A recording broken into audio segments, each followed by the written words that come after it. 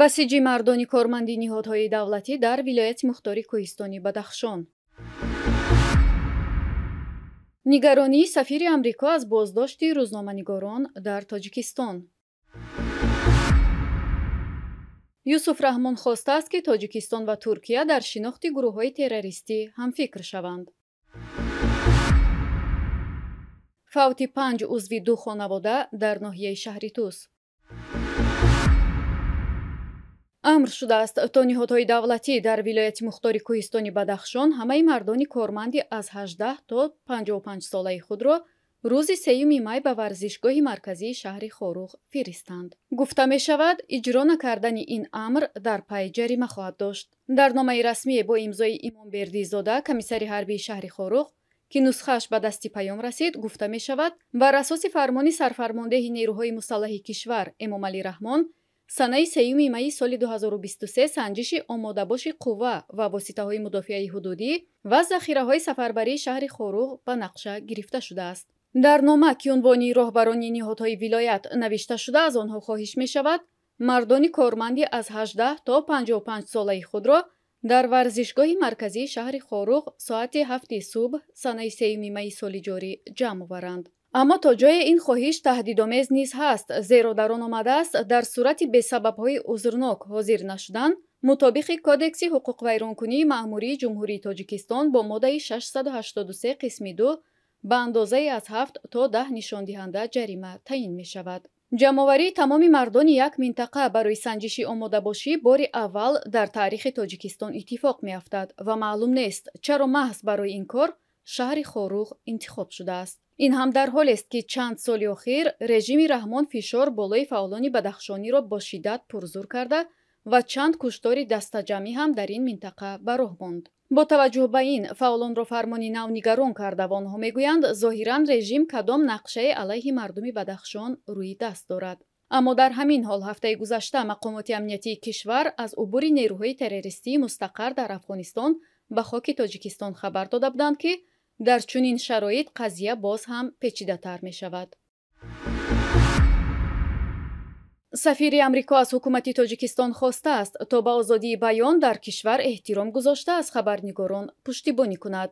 ба иттилои радиои Озодӣ, Мануэл Микалер рӯзи 3 май дар нишасте бахшида ба рӯзи озодии сухан дар Душанбе аз боздошту зиндонӣ шудани чанд рӯзноманигори тоҷик дар соли гузашта ибрози нигаронӣ кардааст. Мануэл Микалер дар рӯзи ҷаҳонии озодии баён аз он ёдовард, ки соли гузашта дар Тоҷикистон чанд хабарнигор боздошт ва дар мурофиаҳои пӯшида ба муддатҳои тӯлонӣ зиндонӣ шуданд. ӯ гуфт, хабарнигорон ва расонаҳо набояд барои анҷоми вазифаи касбияшон мавриди ҳамла қарор гиранд. дар ин нишаст ҳамчунин намояндагоне аз вазоратҳои фарҳангу корҳои хориҷӣ ширкат карданд, ки онҳо аз шароити кори хабарнигорон ва расонаҳо дар Тоҷикистон тавсиф намуданд.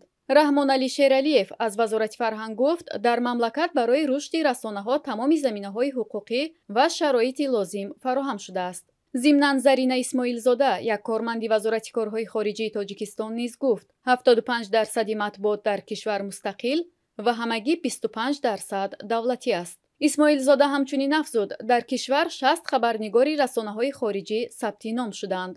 ситоиши мақомоти давлатӣ аз фароҳам будани шароити кори рӯзноманигорон дар Тоҷикистон дар ҳолест, ки таи як соли охир 8 рӯзноманигору блогер дар Тоҷикистон боздошт ва 7 нафари онҳо зиндонӣ шуданд. ҳеҷ як рӯзноманигори маҳкумшуда иттиҳомоти мақомоти додгоҳӣ алайҳи худро эътироф накардааст. зимнан чанд нафари дигаре аз рӯзноманигорон ба кори касбии худ дар Тоҷикистон хотима доданд ё тарки кишвар карданд. созмони гузоришгарони бидуни марз ҳам Тоҷикистонро дар феҳристи кишварҳое қарор додааст. аҳволи матбуот дар ин кишварҳо бисёр бад гуфта мешавад. додситони кулли Тоҷикистон Юсуф Раҳмон таи як сафари корӣ ба Туркия бо ҳамтои турки худ Бекир Шоҳин дидору гуфтугӯ кардааст. тибқи иттилои дафтари матбуоти додситонӣ, яке аз масоили матраҳ дар ин дидор эътирофи созмону ташкилотҳои хатарзо дар ҳудуди ин ду кишвар будааст. ба иттилои манбаъ, дар зимни ин дидор ҳамчунин масоиле ба мисли ҳамкории додситониҳои ду кишвар дар ҷиҳати муборизаи муштарак бо ҷинояткорӣ, бахусус терроризму ифротгароӣ низ баррасӣ шудааст. дар ин дидори идома додани таҷрибаи ду кишвар дар робита ба мубодилаи маълумоти фаврӣ ва муқовимат бо зуҳуроти номатлуб, аз ҷумла пешгирии таълимоти ғайрирасмии динӣ, андешидани чораҳои фаврии ҷустуҷӯӣ, расонидани ёрии ҳуқуқӣ оид ба парвандаҳои ҷиноятӣ, истирдоди ҷинояткорон ва дигар масоил низ мавриди баррасӣ қарор гирифтанд. гуфтанист, на танҳо дар сафарҳои раҳбарияти мақомоти интизомию ҳифзи ҳуқуқ, ҳатто дар сафарҳои раисҷумҳур Эмомалӣ Раҳмон ба кишварҳои хориҷӣ низ пеш аз ҳама масоиле чун истирдоди ҷинояткорон, пешгирии таълимоти ғайрирасмии динӣ ва эътирофи мутақобили созмону ташкилотҳои террористӣ баррасӣ мегарданд. дар ҳамин ҳол, тамаркузи мақомоти Тоҷикистон ба истирдоди ҷинояткорон асосан рӯи мухолифону фаъолони сиёсӣ ва динӣ аст, ки бо даҳҳо иттиҳомоти сохта ва дар аксари вақт зидду нақиз онҳоро ҷинояткор муаррифӣ ва дархости истирдодашонро мекунанд.